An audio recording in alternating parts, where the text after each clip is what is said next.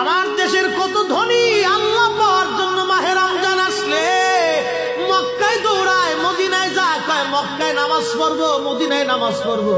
এক রাকাত নামাজে 1,00,000 রাকাতের সওয়াব, এক রাকাত নামাজে 50,000 রাকাতের সওয়াব।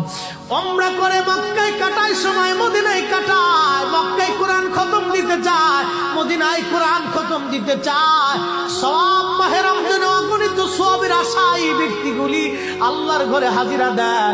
কিন্তু বাড়ির পাশে গ্রামের কত গরিব মানুষ টাকার অভাবে বাবা ভালো ইফতার করতে পারে না, টাকার অভাবে কত মা ভালো সেহরি করে রোজা রাখতে পারে না।